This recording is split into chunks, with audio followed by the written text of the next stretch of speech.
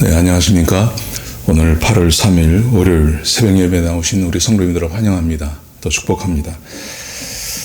오늘 본문의 말씀은 로마서 6장 1절에서 11절까지 말씀입니다. 믿음으로 구원을 얻는다고 사도 바울은 굉장히 많이 강조하죠. 믿음으로 구원을 얻습니다. 이렇게 강조하고, 믿음으로 구원을 얻으면 그 다음에 우리들에게 주어지는 변화가 있습니다. 그 변화를 또 가르치고 있었습니다. 5장에서 가르쳤습니다. 그것은 하나님과 화평을 누리게 된다는 것입니다. 구원 얻기 전에 사람은 죄인이기 때문에 하나님과 원수의 관계에 있었습니다. 그래서 그런 사람들을 향해서 하나님은 언제나 진노하고 계셨습니다. 그런데 믿음으로 구원을 얻고 나면 이제 하나님 보시기에 의로운 사람이 되었기 때문에 하나님과 화평하게 되는 것입니다. 하나님과 화평을 이루면 그 다음에 주어지는 것은 하나님의 영광을 보게 되는 것입니다. 하나님의 영광이라는 것은 하나님께서 자신을 사람에게 드러내시는 것입니다. 우리와 함께 동행하시고 우리의 기도에 응답하시고 우리가 주의 이름을 부르면 하나님께서 우리의 손을 잡아주시고 우리를 위로하시고 격려하시는 그런 하나님의 영광을 우리가 보게 되는 것입니다. 그래서 극단적인 예를 말씀하셨습니다. 환난 중에도 하나님과 화평하게 되고 하나님의 영광을 보기 때문에 환난 중에도 즐거워할 수 있다고 말합니다. 왜냐하면 하나님의 통치, 하나님과 화평하게 되었기 때문에 우리 삶에 임하는 그 고난, 환난이라는 것도 하나님의 통제 아래에서 주어지는 것입니다. 그러므로 환난은 얼마든지 인내할 수 있고 그 인내가 결국은 어떤 소망을 이루는, 환난을 당하면서 가졌던 그 소망을 이루는 곳으로 우리를 데려가기 때문에 그렇습니다.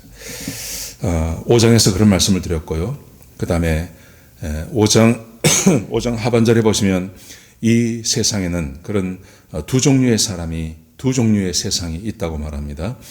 그것은 죄 가운데 있는 세상이 있고 또 하나는 하나님의 은혜 가운데 있는 세상이 있는 것입니다.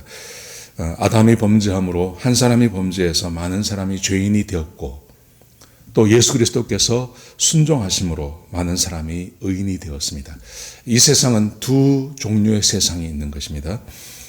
그래서 죄가 사망 안에서 왕노릇하듯이 하나님의 은혜, 하나님의 의, 그래서 하나님께서 이 땅에 하나님의 의를 행하심으로 하나님이 이 세상에 왕노릇하는 이런 두 종류의 세상이 지금 우리가 살고 있는 세상에 존재하게 되는 것입니다.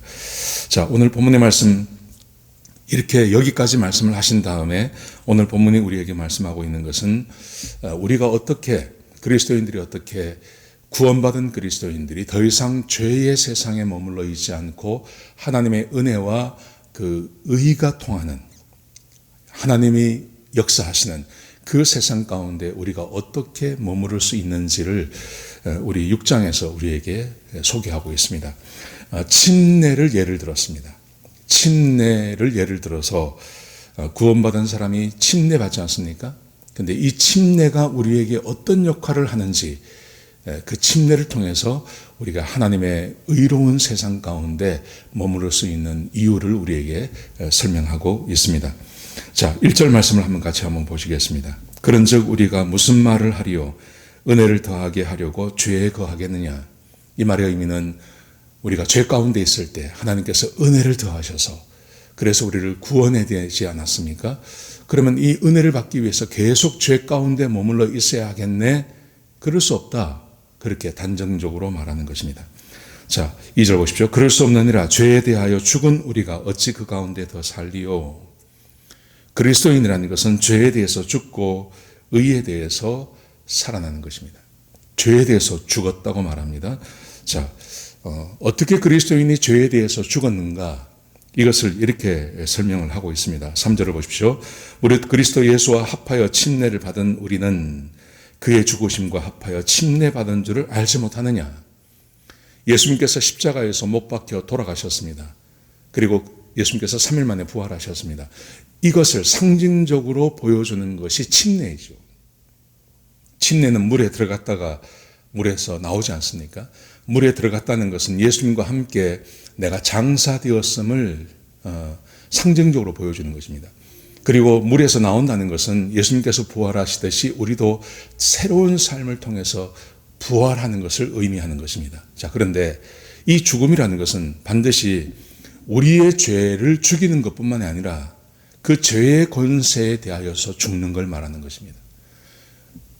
죽었다는 것은 어떤 특징이 있냐면 죽었다는 것은 반응하지 않는 겁니다.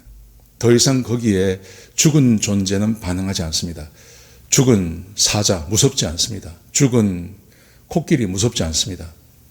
죽은 뱀 무섭지 않습니다. 그런 것처럼 죄에 대해서 죽었다는 것은 더 이상 반응을 하지 않는 것을 의미하는 것입니다. 자, 보세요. 3절을 다시 보세요. 무릇 그리스도 예수와 합하여 침례를 받은 우리는 그의 죽으심과 합하여 침례를 받은 줄을 알지 못하느냐? 예수님과 함께 예수를 믿고 내가 예수의 백성이 되었습니다 하는 고백과 함께 우리가 침례를 받게 되죠. 그러면 침례를 받을 때 우리는 예수님께서 십자가에서 죽듯이 우리는 죄에 대해서 죽는 존재가 된다는 것입니다. 4절을 보십시오. 그러므로 우리가 그의 죽으심과 합하여 침례를 받음으로 그와 함께 장사되었나니 이는 아버지의 영광으로 말미암아 그리스도를 죽은 자 가운데 살리심과 같이 우리로 또한 새 생명 가운데 행하게 하려 하심이라. 예수님과 함께 십자가에서 죽고 그리고 예수님께서 부활하시듯이 우리가 살아났습니다. 부활했습니다. 그런데 이 부활은 어떤 의미를 갖는 거냐 하면 새 생명 가운데 행하게 하는 것입니다. 그러므로 예수를 믿고 내가 거듭났다는 말의 의미는 전혀 다른 삶을 사는 것입니다. 아까 말씀드렸죠. 세상에는 두 종류의 세상이 있다고요. 악의 세상이 있습니다. 그리고 하나님의 영광이 임하는 하나님의 나라의 세상이 있습니다. 그런데 우리는 더 이상 구원받았기 때문에 이 죄의 세상에 머물러 있지 않고 우리는 하나님의 세상으로 옮겨왔습니다.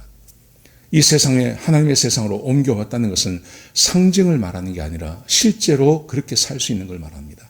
이제는 더 이상 세상에 종되어서 죄를 지으며 사는 사람이 아니라 이제는 새 생명 가운데 행하게 하시기 위해서 우리를 구원하셨습니다.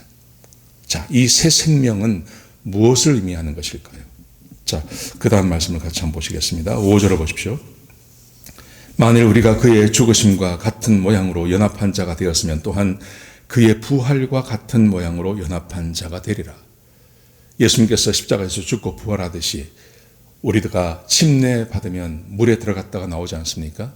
들어갈 때는 예수님과 함께 죄에 대해서 죽고 그리고 예수 그리스도와 함께 살아나는 것, 새 생명 가운데 연합하기 위해서 살아난다고 말씀하십니다. 자, 이게 뭘까요? 자, 6절을 보십시오.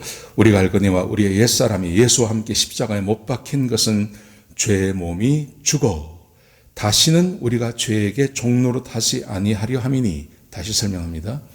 죽었다는 것은 죄에 대해서 죽은 것을 말합니다. 죄에게 더 이상 반응하지 않는, 내가 하나님을 알기 전에 죄 짓고 어쩔 수 없이 죄를 지었습니다. 죄의 종이 되어서요.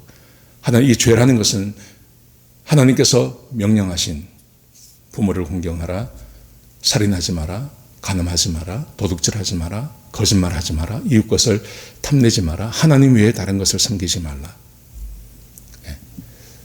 이런 것을 행하던 죄, 탐욕의 죄, 거짓말을 하는 죄, 그리고 살인하는 죄, 이런 죄를 더 이상 짓지 않는 몸을 말하는 것이죠. 거기에 더 이상 반응하지 않는, 나를 아무리 유혹해도 거기에 넘어가지 않는 그 몸을 말하는 것입니다.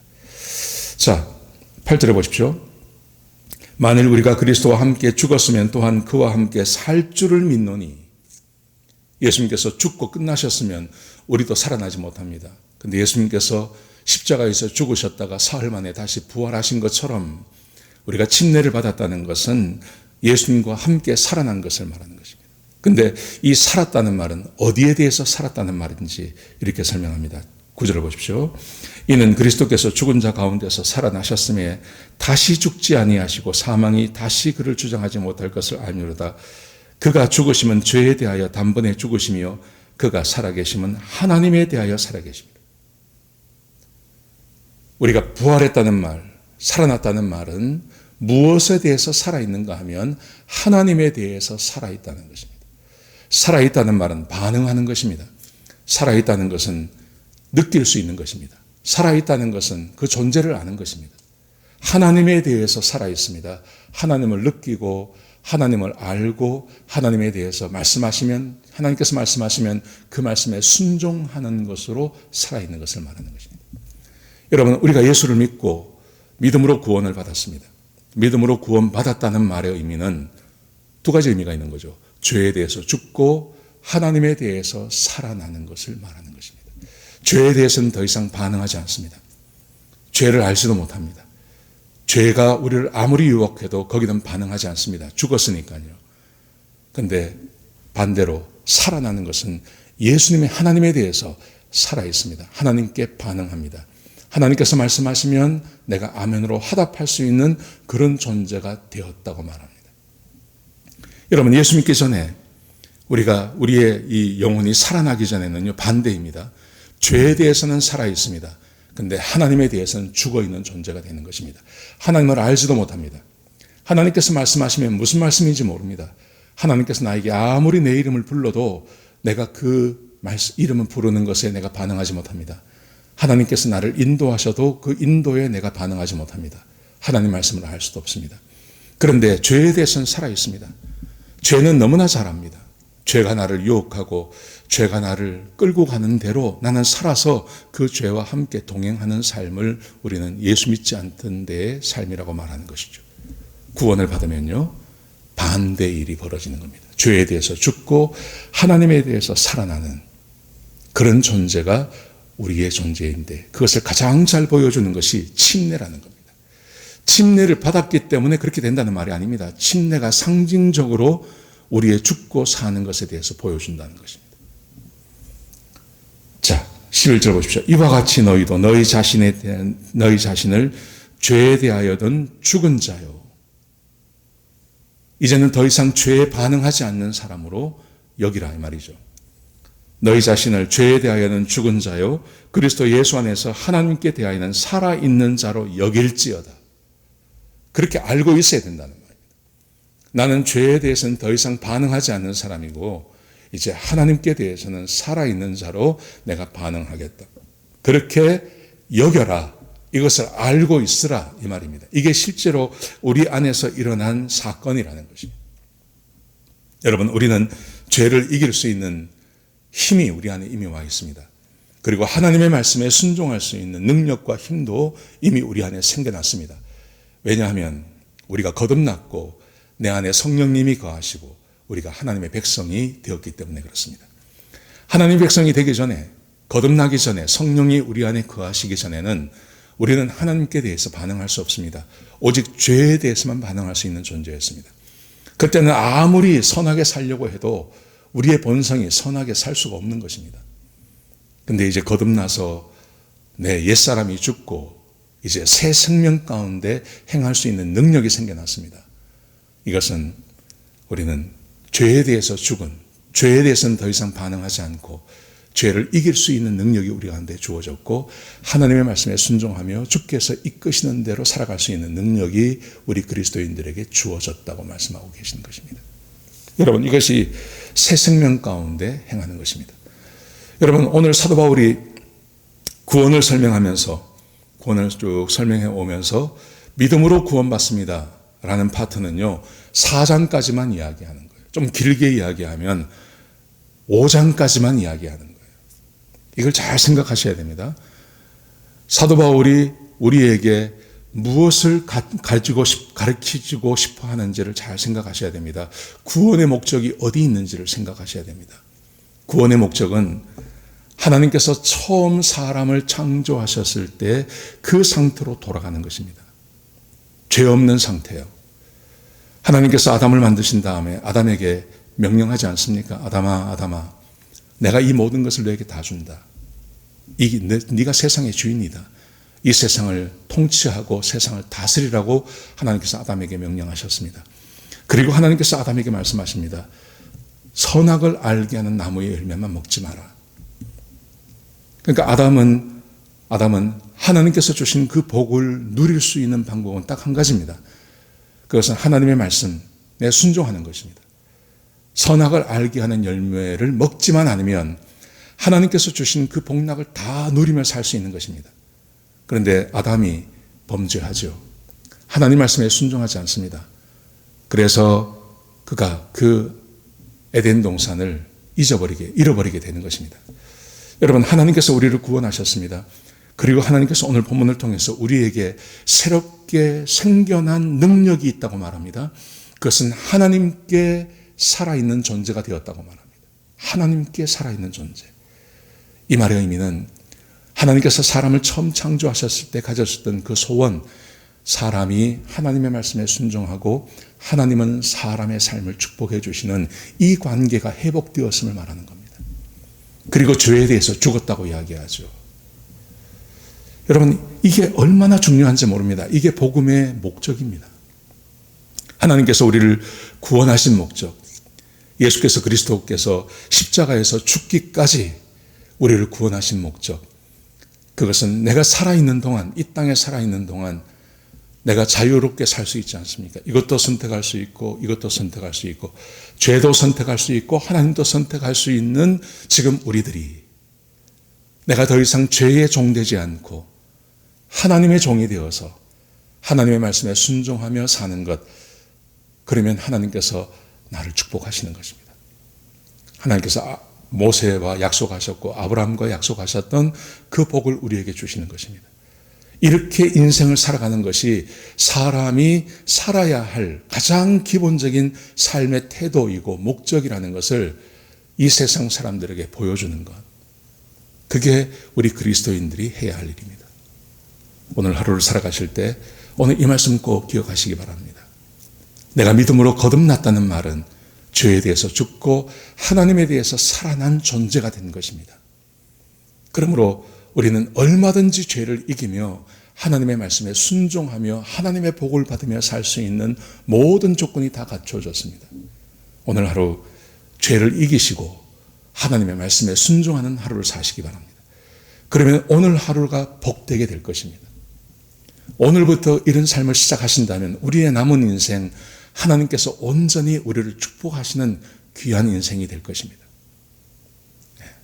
오늘 이 말씀 기억하시고 하나님의 말씀에 순종하며 하나님과 동행하기로 다짐하고 시작하시는 그런 귀한 하루가 되시기를 주의 이름으로 축복합니다. 기도하시겠습니다. 아버지 하나님, 귀한 말씀 주셔서 감사합니다. 예수님께서 우리를 구원해 주시고 하나님의 자녀로 삼아 주셨습니다. 하나님의 백성이 되었다는 것은 더 이상 죄의 종이 되지 않고 하나님의 종이 되는 것입니다. 죄에 반응하지 않게 하시고 하나님께 반응하는, 그래서 하나님의 복을 받는 주의 백성들이 되게 하여 주옵소서. 오늘 우리에게 귀한 하루를 허락해 주셨습니다. 아버지 하나님, 하루를 살아가면서 죄 짓지 않게 하시고 온전히 하나님의 종으로 살아가는, 그래서 하나님의 복을 받는 주의 백성들이 될 수 있도록 인도하여 주옵소서. 우리 성도님들 한 사람 한 사람을 축복하시고 그들의 삶에 주의 복이 임할 수 있도록 역사하여 주옵소서. 주님 감사합니다. 예수님의 귀하신 이름으로 간절히 기도드렸습니다. 아멘.